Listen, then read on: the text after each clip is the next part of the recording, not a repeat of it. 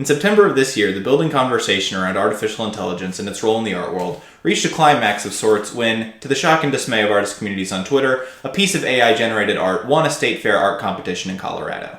The piece was submitted by Jason Allen and made via text input to Midjourney, an AI designed to build hyper-realistic images based on lines of text. His piece, Theatre d'Opera Spatial, was specifically submitted under the category for digital art and digitally manipulated photography, and he had been clear in his submission that Midjourney was used to generate the piece. Twitter, and the internet more broadly, was not prepared for this. On either side of the discussion, there was a lot of just talking past the other person, or missing the boat on why this matters at all.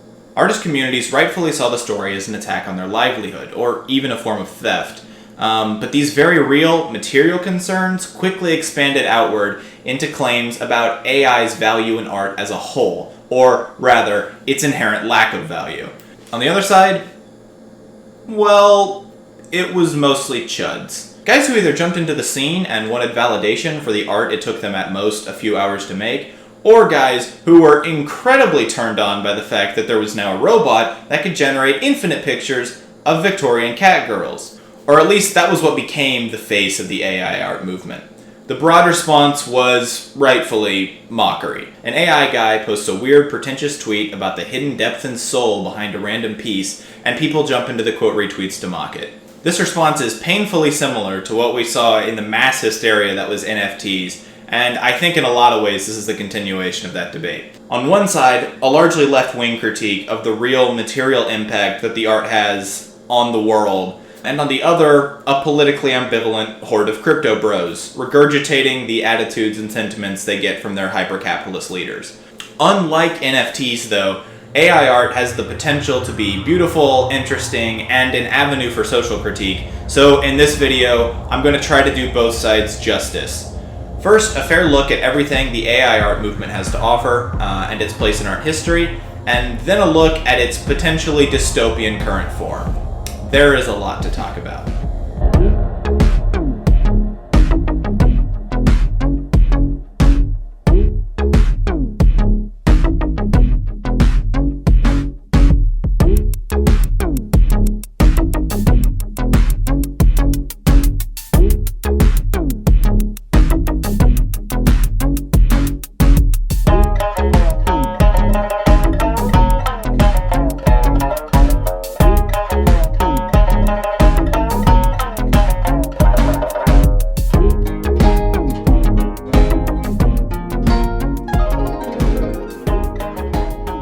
We're going to set aside the material concerns about AI art for a bit. I know.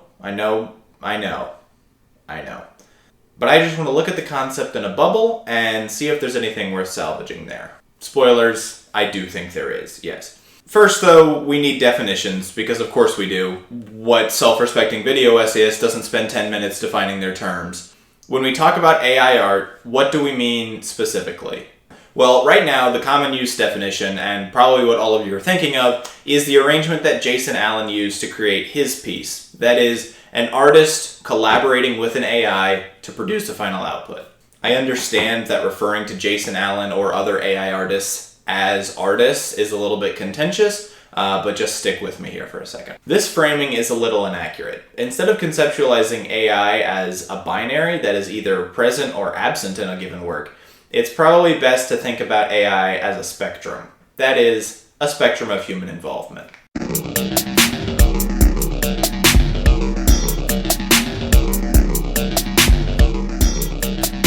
On one end of the spectrum, art made completely and entirely by human people. This is most art. We like this art.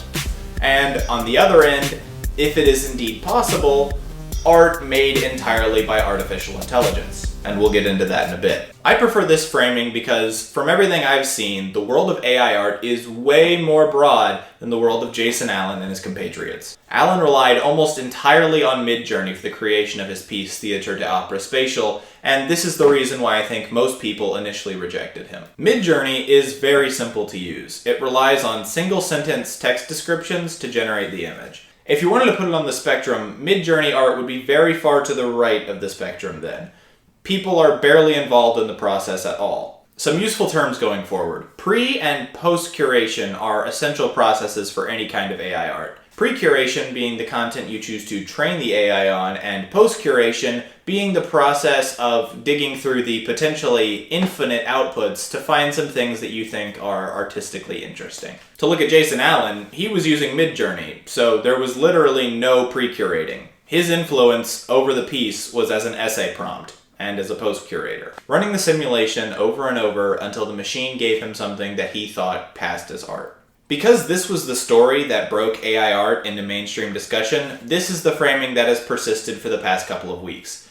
But of course, now is the time to reveal that this spectrum is actually chock full of differing examples of cooperation between people and AI, and almost all of them returning something more interesting than Jason Allen could. One of the simplest types of AI incorporation into art is called style transfer. Basically, feeding an AI work by one particular artist or style, and then mapping it onto a different source. Dinosaur X Flower by Chris Rodley is one of the more viral pieces in the genre, but alternatively, you could look to the mass outpouring of AI art that we got when DALL-E Mini went viral earlier this year, and in no small part due to its ability to copy one style onto a different source. The next step after style transfer would obviously be to try to get the AI to create something original. On the code and development side of things, this is a really unique problem, because in this context, an original work is very hard to define.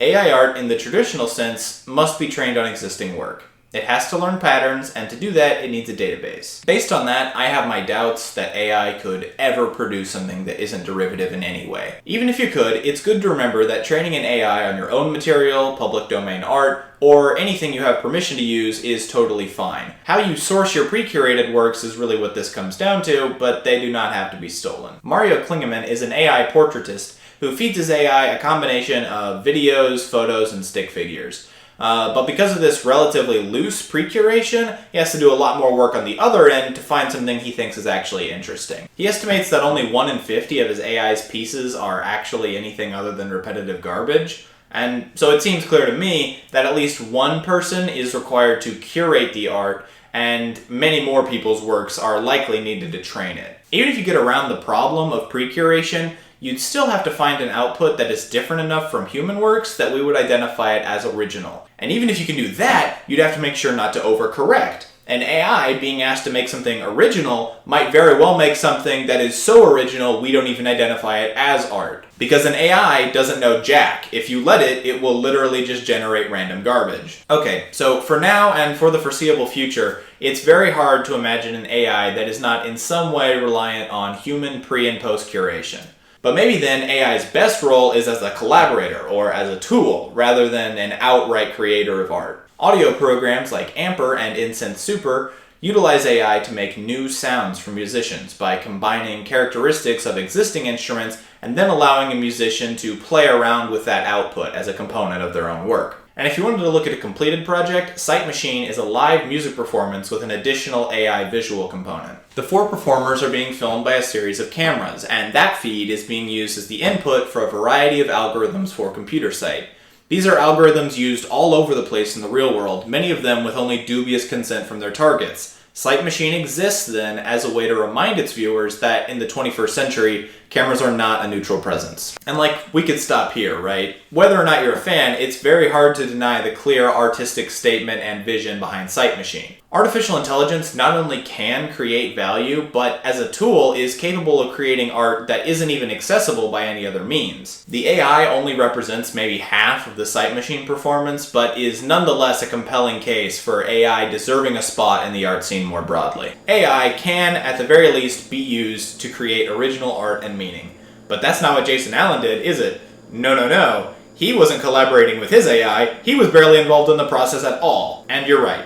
This video is never going to come down on the side of these mass-generated paintings. But there is a twist here, because now is when I reveal that the spectrum is not a spectrum of quality. And in fact, some of my favorite pieces of all time fall somewhere very clearly on the minimal artist interaction side of things. It's time for us to talk about auto-destructive art.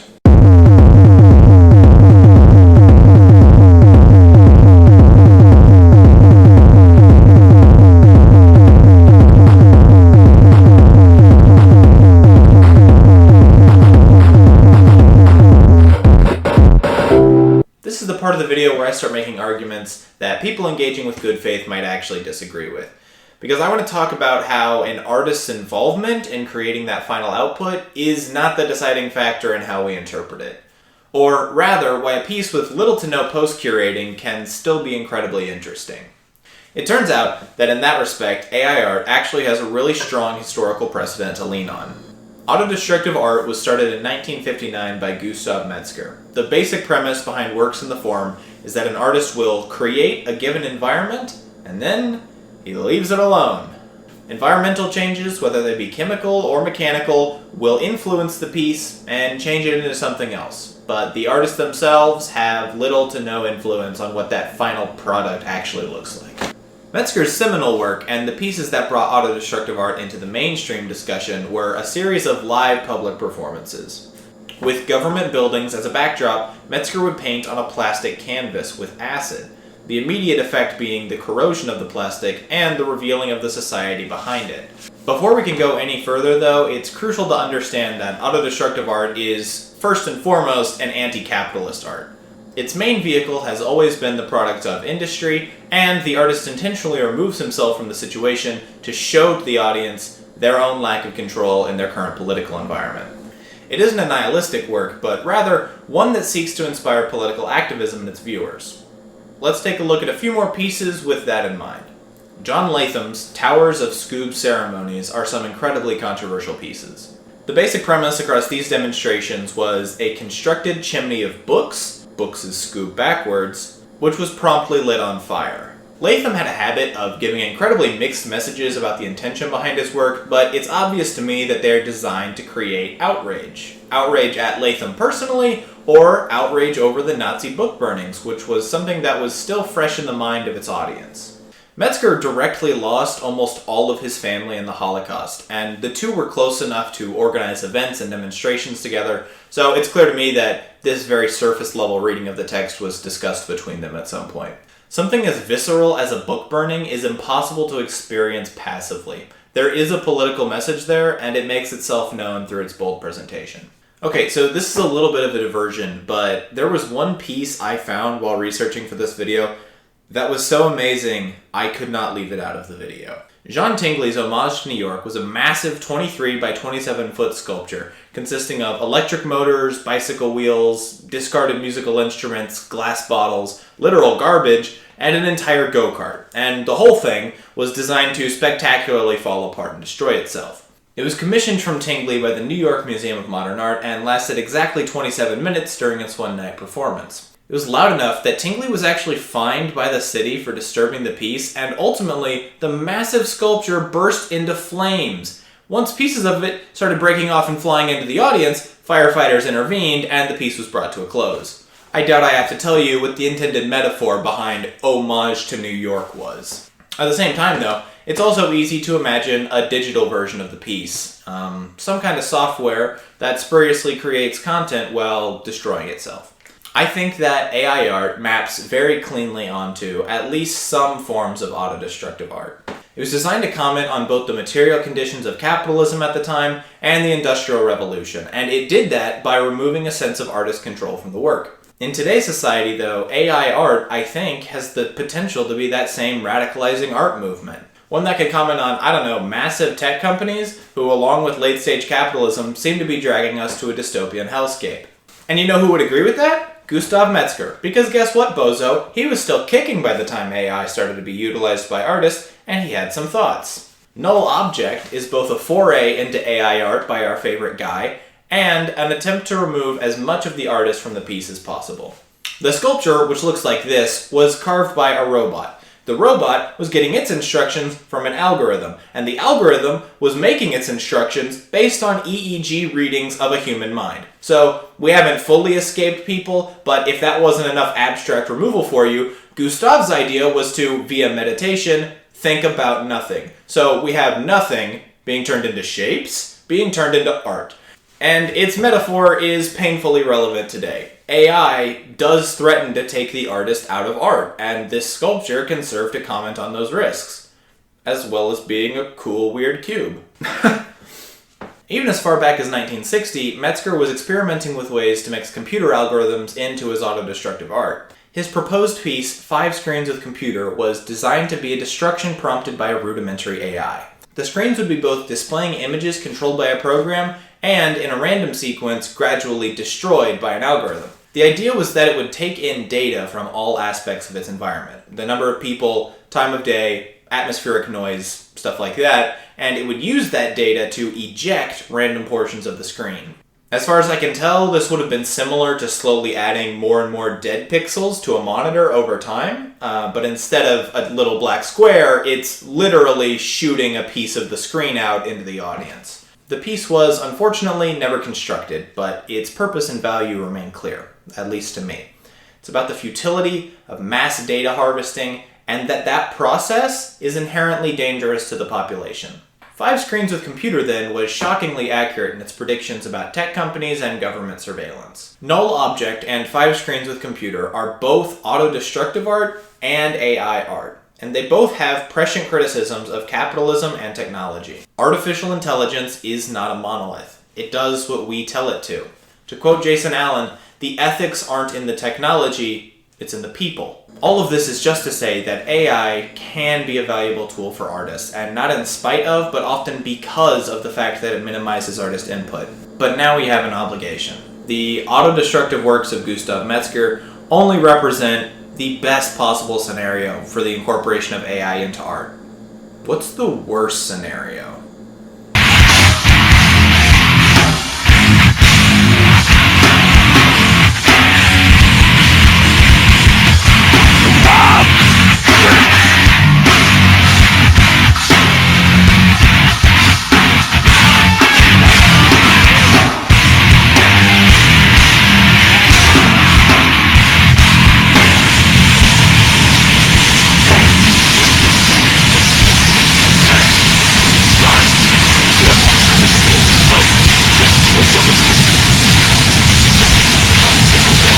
Before we jump into the myriad ethical issues with AI art, I just want to say right off the bat that this is the pressing issue of the video.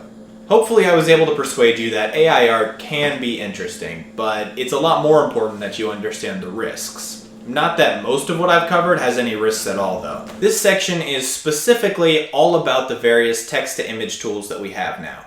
DALL-E, Midjourney, and most recently Stable Diffusion. What are these tools doing currently, and what do they have the potential to do? First, let's get back to pre-curation. We breezed by it earlier, but it's an essential part of any growing AI's development, and it's also the source of our first major issue. Is it okay to train your AI on an artist's copyrighted work? Well, what about thousands of artists? No, that isn't okay. That seems really cut and dry to me, actually. And in another gross parallel to the NFT movement, the laissez-faire attitude about art theft in these communities is really concerning. But is it theft? Because all the AI did was look at art. That's not a crime. You or I could look at a piece of art, use it as inspiration to make something great, and we aren't liable to that creator, now are we? No, you aren't liable to that creator, but that's not what AI does. The analogy between a deep learning algorithm and a hardworking art student is not an apt one, and it's not supported by the way this technology actually works. Science fiction has given us a very pop culture understanding of what an artificial intelligence would actually look like. Now, that's not to say that we might not one day have those fully sentient, basically people AIs. I'd even wager to bet that we will have them. But the problem is that AI today is nowhere near that vision. As of right now, they do not understand what they're looking at in any way that we would call human. The AI is very skilled at spotting and replicating patterns, and then associating those patterns with certain text descriptors. I see a lot of debate around AI art centering on if the art has a soul. Maybe a robot made something you found moving, but if it did, it wasn't because it understood emotions or even had intention behind its decisions. Everything is pattern recognition. All this to say that AI is not, in the human sense of the word, creating original work. Whatever output it generates is completely dependent on what it was fed. No matter how obscured the source material may become, an AI has never made art from first principles. Theft is the name of the game. Now, Jason Allen was right to say that the ethics are not in the technology. However irresponsible these companies may be, The idea of training an AI on a database of images is not inherently unethical. What this comes down to is the ethics of pre-curation, and their crime is a simple one. They wanted as big a database as possible, and they didn't much care whose art they put into it. This is plain to see, but unfortunately only the beginning of the story. However little consent was taken into account in pre-curation, abuses in post-curation are just as common and internally treated with very little concern. What I mean is the AI perfected imitation of its source material, and this can come in a lot of different forms. Sites like Night Cafe are dedicated to producing art in the style of various artists, dead or alive. And this is voodoo. Don't do that. Stop making art of dead people. And stop making art of alive people. If any AI art is soulless, then it is this. I cannot think of anything more ghoulish than taking the style that an artist spent their entire life creating, and in 10 minutes making a plethora of new work, and being like, this is great. I love art. Stop. This cannot go on. They didn't do that, and you're wrong for doing it. Fuck. Sorry. I did get a little distracted. That was not scripted. I got angry at what they're doing. Moving on. I briefly mentioned Stable Diffusion earlier, but now I need to go into more specifics about what they actually are. Stable Diffusion is an AI released by Stability AI, and it is completely open source and free to the public. It's even free for commercial enterprises like Night Cafe. Stability's founder, Emad Mosticky, has made his goals very clear. He wants to put AI technology in the hands of as many people as possible, and to do it as quickly as possible. What he fears is a future where AI advancements are made in private and then used maliciously against the public. And, this seems admirable to me, at least at first. And I also don't think he has any ulterior motives. I think he believes in what he's selling. He might even be fully aware of the damage his AI is capable of. I think the benefits far outweigh any negativity, and the reality is that people need to get used to these models because they're coming one way or another. And once again, off the jump, I think I agree with him. I also think that these technologies are coming one way or another, but I don't think it's about how many people will have it. I'm concerned about whether or not the technology is going to be hurting people. And Emad does not seem concerned with that. Humanity is horrible, and they use technology in horrible ways, and good ways as well. Any present concerns of artists are simply hand-waved away, because Emad views negative outcomes as unavoidable. But this dodges a responsibility that any creator has to help create an ethical future. Stability AI could have easily been an industry leader in regulation. But instead, they did not do that. We hope everyone will use this in an ethical, moral, and legal manner and contribute to both the community and discourse around it. Please carefully read the model card for a full outline of the limitations of this model, and we welcome your feedback in making this technology better. Oh my god. Yeah, man. I hope they use the technology ethically too. But you don't have to leave it up to chance. You can control that if you want. Within days of the Stable Diffusion launch, multiple subreddits dedicated to generating NSFW art of real human women were created and ultimately banned. It's hard to even wrap my head around what a dystopian outcome that is. Fake nudes just are a violation of privacy. I'm sorry. Private citizens should have some control over what porn they're in, and if you can't come to that conclusion, frankly, you're unserious. Oh, sure, Emad, go and tell everyone to be responsible with the technology. If they're not, Mosticky is certainly right about one thing, though. These technologies will only get more prevalent and more powerful. And no surprise, Stability AI is trying to be at the front of that. They are already working on 3D, audio, and video algorithms. Imagine that world, where Emad successfully releases these projects to the public and at the same time beats all regulators and competitors to the table.